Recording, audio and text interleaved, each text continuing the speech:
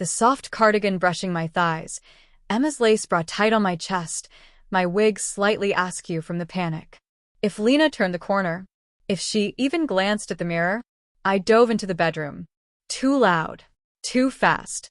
The mirror clattered. Stupid. Stupid, stupid, stupid. From outside, Lena paused. Hello. I pressed myself against the inside of the closet, shutting the door just enough to peek out.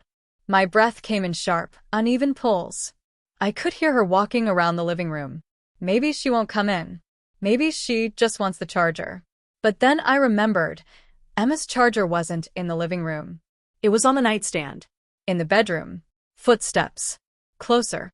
The creak of the floorboards I always meant to fix. And then her voice, closer than ever. Ryan. I didn't move. Didn't breathe.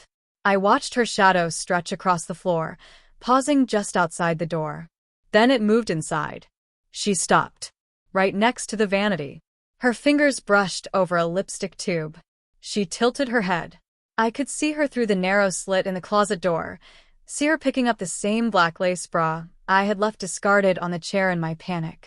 Her brows furrowed. She sniffed the air. Perfume? She turned. I almost died. Her eyes scanned the room and landed directly on the mirror.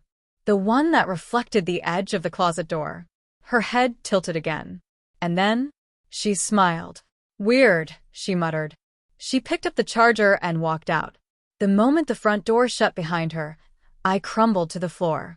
My knees gave out. I laughed and cried all at once.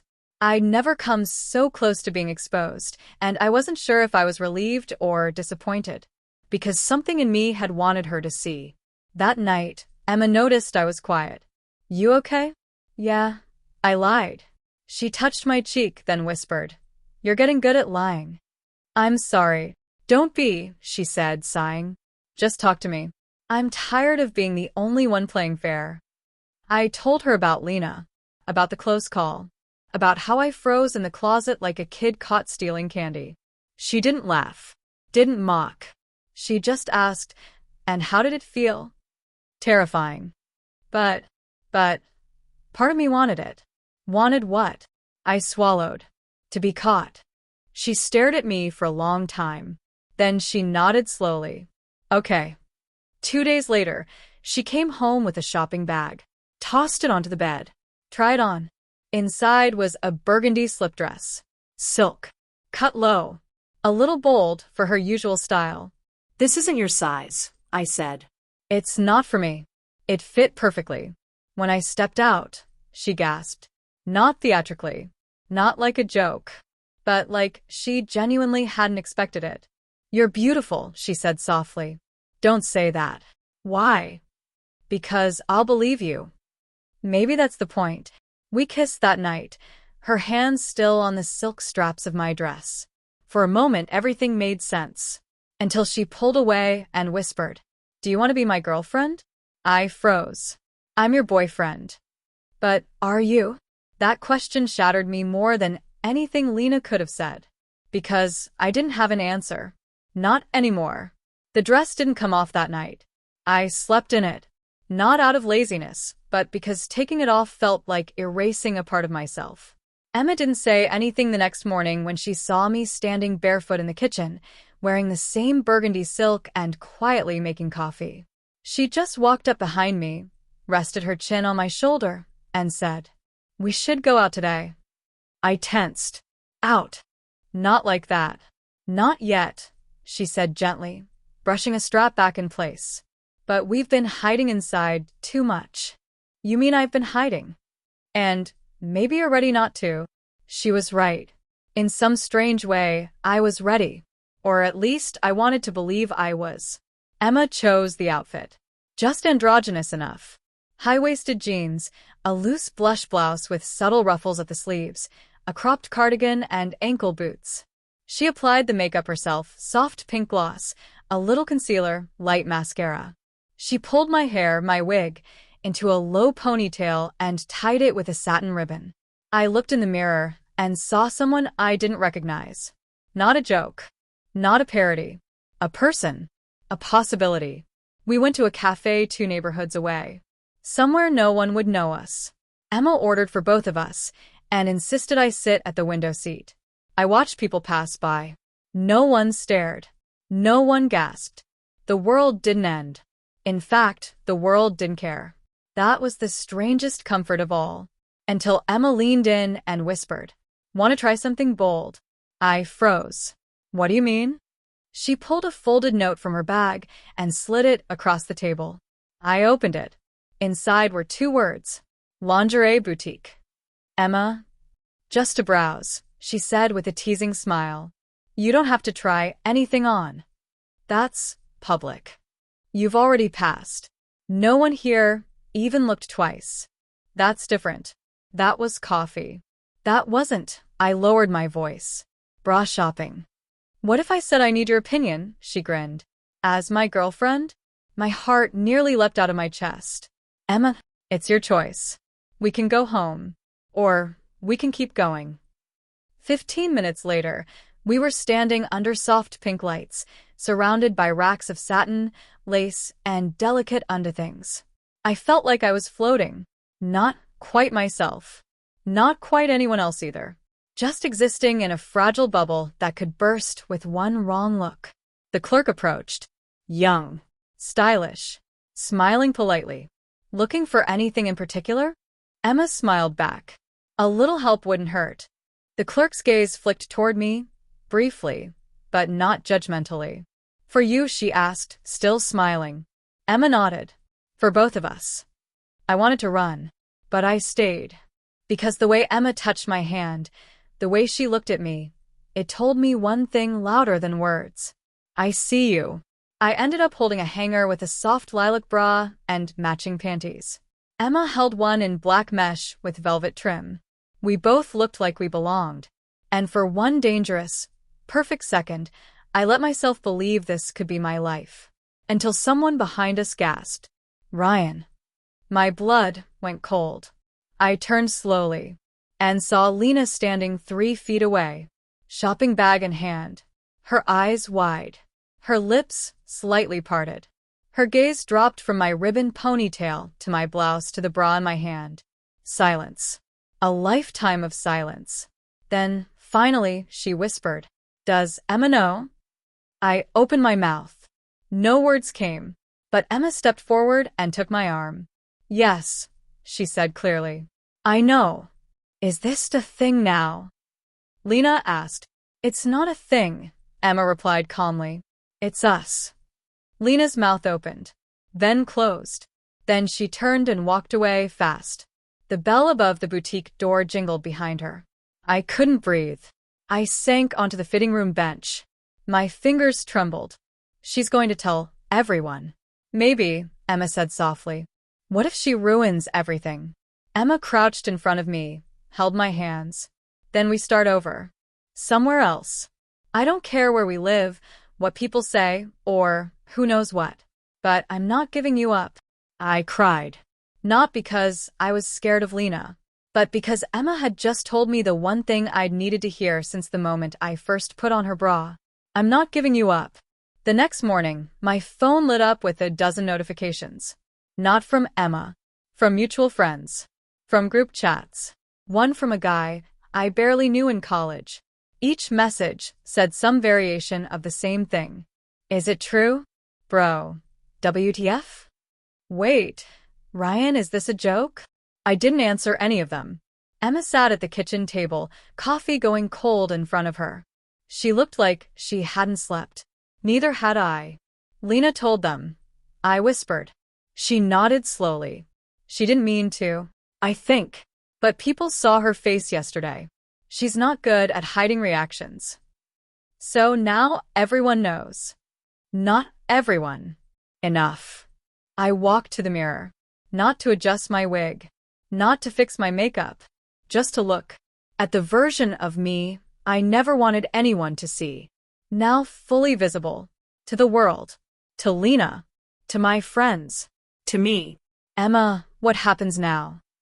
She walked over, wrapped her arms around me from behind. "Now you decide." Decide what? Whether this is the end or the beginning.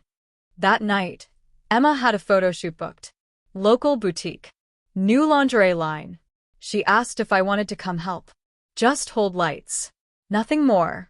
I needed air, so I said yes. But I didn't expect what came next. We arrived at the studio just as golden hour painted the walls in amber. Emma greeted the designer. She chatted with the models. She directed lighting. I stood in the back. Invisible. Safe. Until one of the models canceled. And the designer said, "We're short one. Do you know anyone?" Emma turned. Looked at me. Didn't say a word. Just raised one eyebrow. "No," I said instantly. "Absolutely not." "Why not?" "Because that's insane. Because someone might see you." I paused. That wasn't it anymore. I wasn't scared of being seen. I was scared of owning it. The designer walked over. Short. Stylish. Sharp gaze. "You're her boyfriend?" "Kind of," I mumbled. "Well, she says you'd fit." "Fit what?" Emma held up a garment bag. She unzipped it. Inside was a deep red satin set. Bra. Panty. Sheer robe. "Try it on," she said softly. "Emma, you don't have to walk. Just try." My hands shook as I took the bag. I changed behind the curtain. My breath caught when I looked in the mirror. This wasn't a joke. Wasn't a dare. I looked like a model. And for the first time, I didn't feel like a fraud. Emma peeked in. She smiled. "You're stunning." "I'm terrified." "That means it matters." I stepped onto the set. The lights were warm, blinding, comforting. Emma adjusted the camera, focused it. I posed. At first stiffly, then softer, then a reel. I forgot the fear. I forgot Lena. I forgot Ryan. I became someone else. Not fake. Not false. More me than I'd ever been. And then I saw her. Lena. Standing in the doorway. Mouth open. Eyes wide. Watching me pose in satin and lace, and a smile I hadn't worn in years. I froze. The robe slipping down my shoulder. Bra strap exposed. My chest rising and falling fast. Waiting for her to laugh. To run. To say something cruel. But she didn't. She just nodded. And left. Emma ran to me. "Are you okay?" "Yeah," I said quietly. For once, yeah. Later that night, we sat on the floor. I was still wearing the robe. She held my hand and whispered, "What now?" I didn't answer right away. Instead, I picked up the original white bra. The one that started it all. The one I wore as a joke. And I placed it gently in my lap. Now I stopped pretending it was a joke. It was just after midnight. Emma was asleep beside me, breathing softly. The photos from the shoot were still open on her laptop, glowing in the dark. There I was. In satin. In lace. In full light. A girl who hadn't existed 2 weeks ago. Now too real to deny. Too beautiful to erase. My phone buzzed. I reached for it groggily. It was a message from Lena. "We need to talk." My chest tightened. Emma stirred beside me, but didn't wake. I stepped out into the hallway, staring at the screen. Now. I typed. "It's about my brother." My blood ran cold. "What do you mean?" No answer. "Then, you should come over." I stood there, frozen in my robe and wig. Half of me screamed, "Don't go." The other half whispered, "You have to know." I left a note for Emma. Didn't explain. Didn't lie. Just, Lena messaged, "I have to go." Her apartment was only a few blocks away, but every step felt heavier than the last. When she opened the door, Lena didn't look angry or smug. She looked conflicted. She handed me a cup of tea and sat across from me on the couch. "I owe you an apology." I blinked. "For telling everyone? For judging you before I understood. And now you understand?" She nodded slowly. "Because I saw the way Emma looked at you. And because my brother saw the pictures." "What?" "He follows Emma's studio account." He saw you. "And she bit her lip. He asked me if you were taken." I stared at her, mouth open, heart racing. "Your brother thinks I'm a girl," she finished. "A gorgeous one, apparently." Oh God.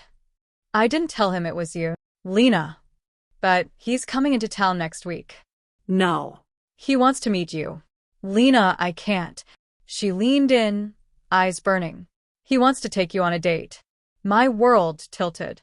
All the progress I'd made, all the strength I'd built, it cracked under the weight of those words. A date. With someone who didn't know who I was. With someone who saw only the version I was still trying to believe in myself. What did you tell him? I whispered. That I'd ask. I stumbled to the door, heart pounding. Lena grabbed my wrist. Think about it. He doesn't know me. Maybe that's the point. I'm not ready. Then when will you be? Back at home. Emma was sitting on the couch, the note still in her hand. She looked up, calm but expectant. Lena? I nodded. And her brother saw the pictures. Oh. He thinks I'm a model. He's not wrong. He wants to meet me. And I sat down beside her. What do I do? Emma looked at me, not with pressure, not with pity, just with love. You decide. I picked up the bra. The first one. I held it in my hands. Soft. Stupid. Sacred. And I whispered, it doesn't come off anymore.